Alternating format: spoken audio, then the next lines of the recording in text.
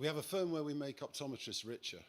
So You make optometrists richer. yeah, Okay, got it. They're qualified clinically. They buy a practice. They don't know how to run the practice, and then run out of money, and then get us to fix it. Yeah.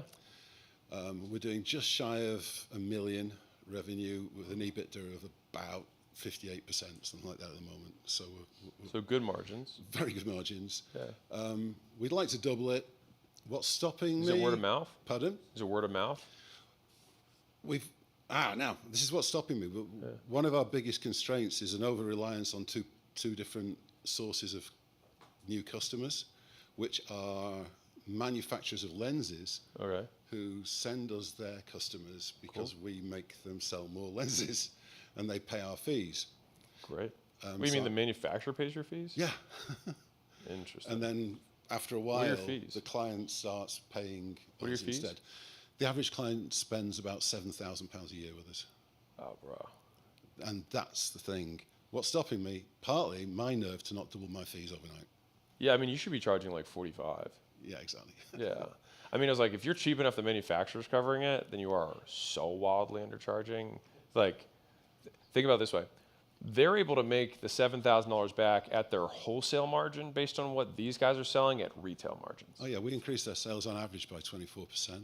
Yeah. And so what's that in absolute terms? So what is the average person making? What is the average increase in absolute terms? So 24% is relative. What's the absolute?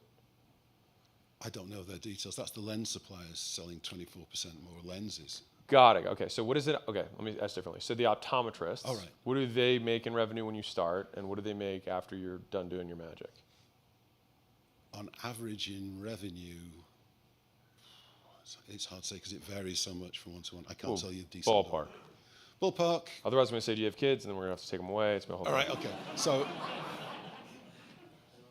ballpark in year one, we'll probably put 50,000 on their bottom line. Bottom We line. chase bottom line. We're not that bothered. No, that's fine. Yeah. Okay. Cool. So if you're only adding 50, then I would say 15ish is probably the better amount to charge. Yeah.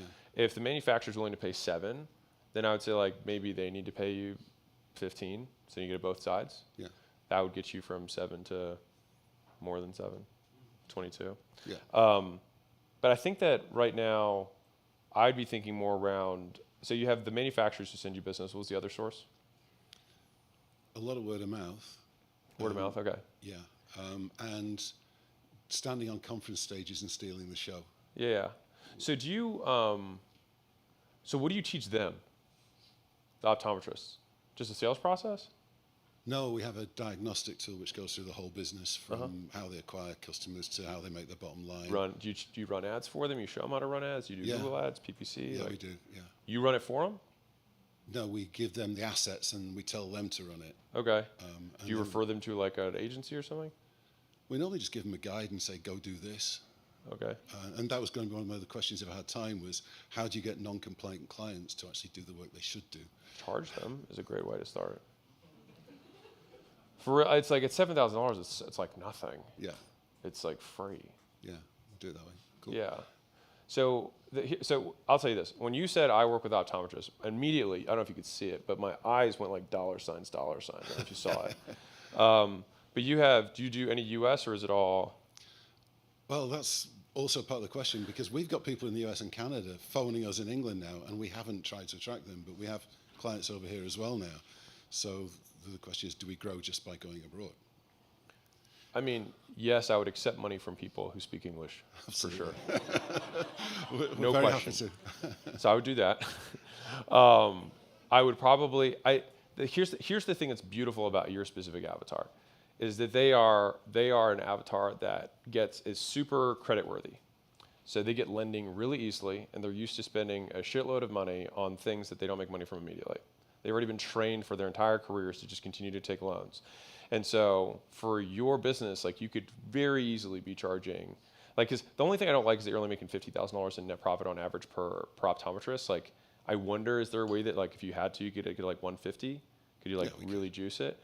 Yeah, because I'd rather I think the right price point for what you're looking for is like 35 to 45 is probably where it should be. And so I'd probably do that as like an upfront full, we fix the whole business, and then the back end would be like a $10,000 to $15,000 a year for like ongoing discounts for the manufacturers that you already have. Because like the best long-term continuity for a business like yours is going to be basically like a discounts association.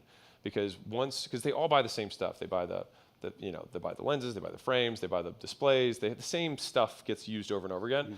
And so if you can negotiate in bulk for all of them, and if they spend, if they save, $10,000, $20,000 a year with discounts, even if you go dollar for dollar, so let's say they save 10 and you cost 10, they get all the services for free. And so it just feels like completely free.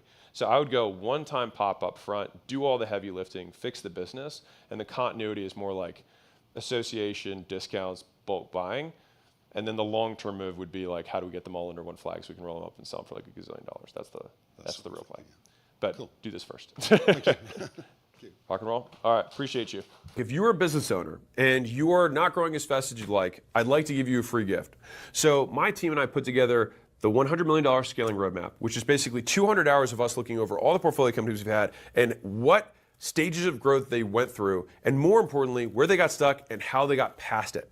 And so we broke it into these 10 stages, and we made this little kind of quiz thing where if you put in your business information, it'll tell you where you're at, and the most important part for you, what to do for each of the functions of the business across product, marketing, sales, customer success, recruiting, IT, human resources, and finance. And so no matter what you're struggling with, someone else has already struggled with it and solved it. And so I'd like to give you this thing absolutely free. You can go to acquisition.com/roadmap, plug in your business information. And if you want us to actually help you deconstrain the business and you're trying to scale, we'd love to help you out. On the thank you page, you can just book a call with my team and we will look at the business, see if we can help. And if we can, we'll invite you out to Vegas and we'll do this in person live.